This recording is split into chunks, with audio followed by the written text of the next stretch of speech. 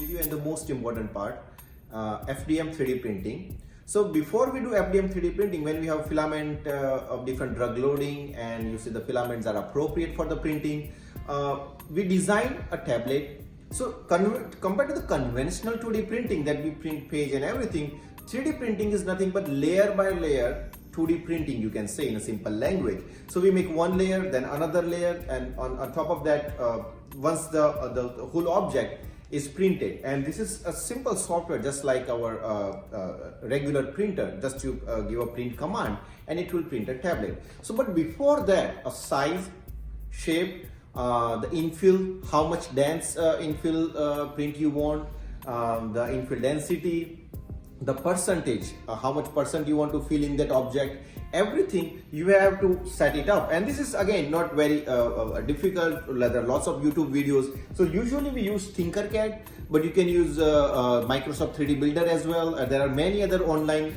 free software available where you design an object, you adjust the X, Y, Z axis, you give the command to the printer just like a conventional printer, and then this is a 3D printer that will print it. We have from MakerBot. There are different kinds of FDM 3D printer, different size, and they're available in different precision, and the cost vary from, let's say, $300, or maybe some of the 3D printer I saw in Amazon India, that's somewhere costing around 30,000 Indian rupees, so it goes up to lakhs. So that depends on what you want to print, how big object you want to print and everything, how much precision you want. But this is the 3D printer we have here. So once you design, it will export your object as a .stl file, and it depends on software and everything. There are different kinds of file version available, but we usually use .stl file. We feed it to the machine, and machine will, just like a regular 2D printer, it will print the object into 3D. Before I move forward, I would say I have hardly printed 10-15 tablets, and I have seen someone printed, but then I will, my graduate student Siddhant will be more expert. He can open the machine and he can put it back. So I would recommend then Siddhant can talk about it, so he can give you a better idea how this 3D printer works. And it is really a very versatile technique where just by changing the infill pattern, just by changing the infill density, if you keep the composition same, you can vary the drug release. That's the biggest advantage. If you want to make immediate release versus sustained release, we know it, like with the conventional tablet, bilayer tablet and everything, modified release tablet, we have to change the composition. Over here, you can keep the filament composition same, just vary the printing pattern, just varying the infill density, and you can alter the release of a drug, and that's how you it gives a more personalized therapy, and that gives power to the pharmacist, and that's more of a futuristic and the biggest advantage of 3D printer. So I'll call Siddhant and he can explain you this, and we will show you one of the printing of one of the tablet. Thank you, Dr. Patel. Firstly, I will start with going over the hardware of the machine. So let's get to the basics. Firstly, I would like to show you this extruder assembly. So in every FDM 3D printer, there is an extruder block. If you see, this is actually from a dual nozzle FDM 3D printer. And as you see, there is a fan assembly, there is a guard, there is a spring, and in that spring there is a gear within that spring, which then goes down into this stainless steel plate and a heated jacket and a nozzle. So how this thing basically works is, you take a filament, you put it into this opening, and then you press the spring, that's to put the gears into motion. Once that's there, the material starts moving down towards this section, towards the Allen nut. If you see, there is a silver colored nut there, and as soon as it starts melting, this is where it will start melting the material. And this nozzle, it's 0.4 mm. So you can also put you get different nozzle sizes. They vary from 0.2 to 1 mm. which is an addition you can do to manipulate. Say you want an immediate release, then you can probably increase the nozzle size so that you get a thicker filament, increasing the surface area. And then the material would be deposited from this nozzle. Coming to the other two important parts, one being a spool. So basically, in commercial 3D printers, this is a pool of polylactic acid, which is a commercially available polymer, and this is the build plate. So this is the surface on which the material will deposit, and then you can collect it by scraping it or by just pulling it from the build plate. So as Dr. Patel mentioned, we work on fused deposition modeling 3D printing.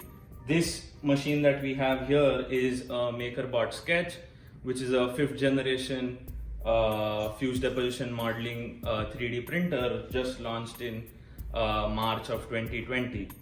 So now I am going to give you guys a demonstration of a preloaded tablet template that we have here.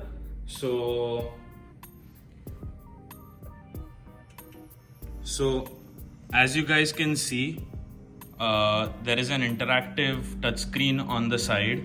So that interactive touchscreen, it shows the current temperature of the nozzle and the current temperature of the build plate with a rough estimated design of what is going to be printed. So now at this moment, the 3D printer is the nozzle is heating up and the printing will initiate. So as you see, the material is going to start printing now.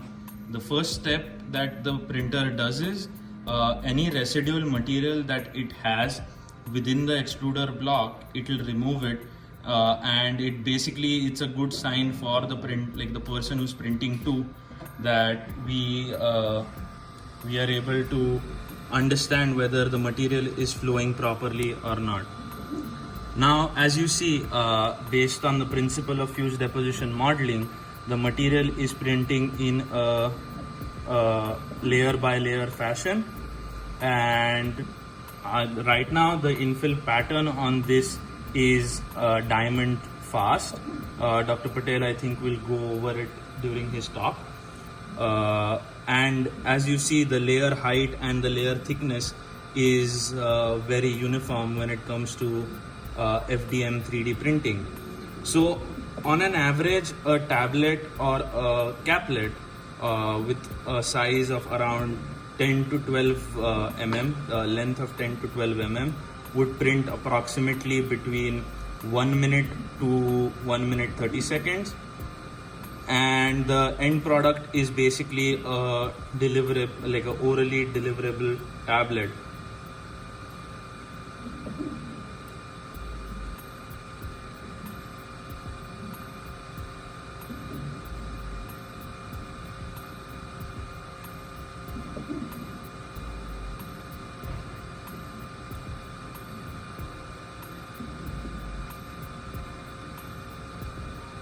As you can see, first make the edges, then provide infill based on what pattern you choose, and then it closes up.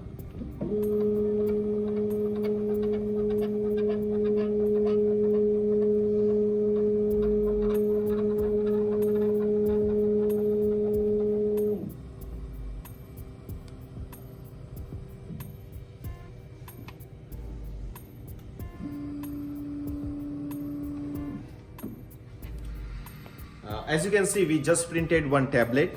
So this is a pretty tiny tablet, you can see, with 3D printer based on the weight of this tablet. So usually this size of tablet, based on infill pattern and infill density, it weighs around 85 milligram to 100 milligram, which can cover the dose up to let's say 10 milligram of drug to 20 milligram of drug based on the drug loading.